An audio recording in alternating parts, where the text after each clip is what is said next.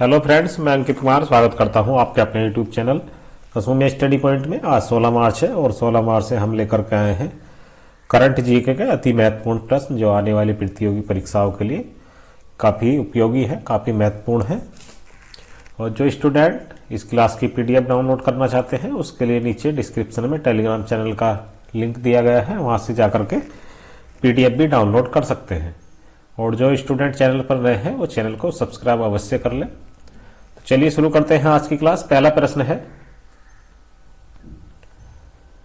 हाल ही में खबरों में रहा राष्ट्रीय भारतीय सैन्य कॉलेज भारत के किस राज्य में स्थित है? तो ये स्थित है उत्तराखंड में। भारत के सबसे पुराने सैन्य स्कूल राष्ट्रीय भारतीय सैन्य कॉलेज ने हाल ही में 100 साल पूरे कर लिए हैं। यह देहरादून उत्तराखंड में स्थित है। मार्च 1922 में तत्कालीन प्रिंस ऑफ वेल्स द्वारा इस सैन्य प्रशिक्षण संस्थान का उद्घाटन किया गया था। RIMC राष्ट्रीय रक्षा अकादमी और नौसेना अकादमी एजीमाला के लिए प्रमुख फीडर संस्थान है। यह 11.5 वर्ष से 18 वर्ष के आयु वर्ग के छात्रों को शिक्षा प्रदान करता है। आगे बढ़ते हैं, अगला प्रश्न है, खेल महाकुंभ किस भारतीय राज्य में आयोजित किए जाने वाला एक खेल आयोजन है? तो यह है गुजरात राज्य में। प्रधानमंत्री नरेंद्र मोदी ने अहमदाबाद गुजरात में खेल महाकुंभ के 11वें संस्करण का उद्घाटन किया। यह आयोजन 2010 में 16 खेलों और 13 लाख प्रतिभागियों के साथ शुरू हुआ था और बाद में वर्ष 2019 में इसे 36 सामान्य खेल और 36 पैरा स्पोर्ट्स तक बढ़ा दिया गया। कोविड-19 महामारी के कारण 2020 में खेल महाकुंभ का आयोजन नहीं किया गया था। आगे बढ़ते हैं, अगला प्रश्न है, किस केंद्रीय मंत्रालय ने राष्ट्रीय चिकित्सा उपकरण नीति 2022 का मसौदा जारी किया है? तो ये किया गया है रसायन और उर्वरक मंत्रालय के द्वारा। रसायन और उर्वरक मंत्रालय के फार्मास्यूटिकल्स विभाग ने राष्ट्रीय चिकित्सा उपकरण नीति 2022 का मसौदा जारी किया। वर्तमान में देश में उपयोग होने वाले लगभग 80% चिकित्सा उपकरण का आयात किया जाता है। ये काफी चिंता का विषय है। इस नीति का उद्देश्य चिकित्सा उपकरण के लिए मूल्य और प्रौद्योगिकी के मामले में भारत को 5 वैश्विक विनिर्माण केंद्रों में से एक बनाना है।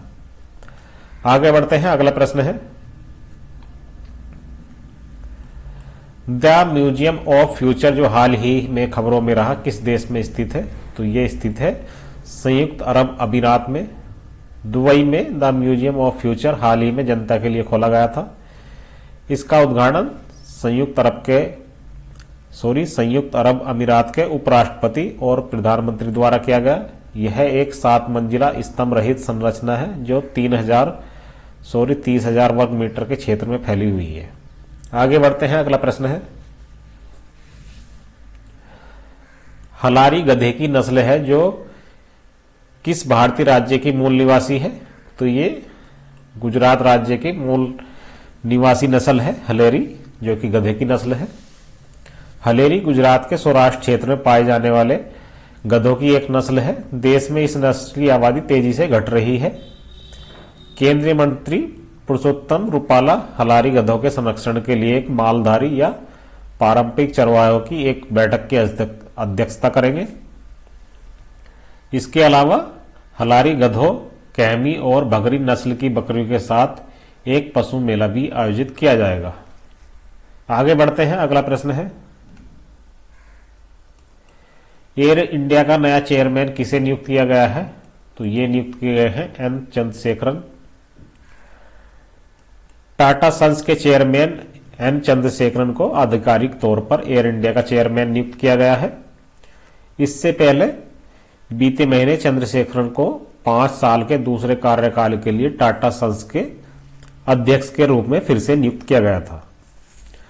आगे बढ़ते हैं, अगला प्रश्न है, नशा मुक्ति के खिलाफ मुंबई से दिल्ली 16 दिन में 1600 किलोमीटर की दौड़ लगाकर किसने अपना नाम इंडिया बुक ऑफ रिकॉर्ड में दर्ज कराया है? तो ये है मनोज। रणहोला के मनोज ने नशा मुक्ति के खिलाफ मुंबई से दिल्ली तक दौड़ लगाकर इंडिया बुक ऑफ रिकॉर्ड्स में अपना नाम दर्ज कराया है। नशा छोड़ युवा वर्ग को खेलों में मन लगाए। इसके लिए उन्होंने 16 दिन के भीतर 1600 किलोमीटर की दौड़ लगाई और राह में जो भी मिला उसे नशे के लिए सतर्क किया, नशे से जो नुकसान होता है उसके लिए अवेयर किया। आगे बढ़ते हैं, अगला प्रश्न है,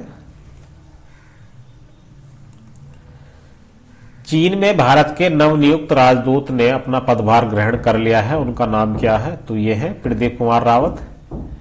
प्रदीप कुमार रावत मंदारिन यानी चीनी भाषा में भी बोलते समझते हैं। रावत की नियुक्ति के बाद उनके मंदारिन जानने वाली बात प्रमुखता से रेखांकित की जा रही है। रावत इससे पहले नीदरलैंड में भारत के राजदूत थे और अब चीन में विक्रम मिस्त्री की जगह लेंगे। अगला प्रश्न है, आईसीसी की फरवरी 2022 के लिए किसे male player of the month एवं female player of the month प्रदान किया गया है?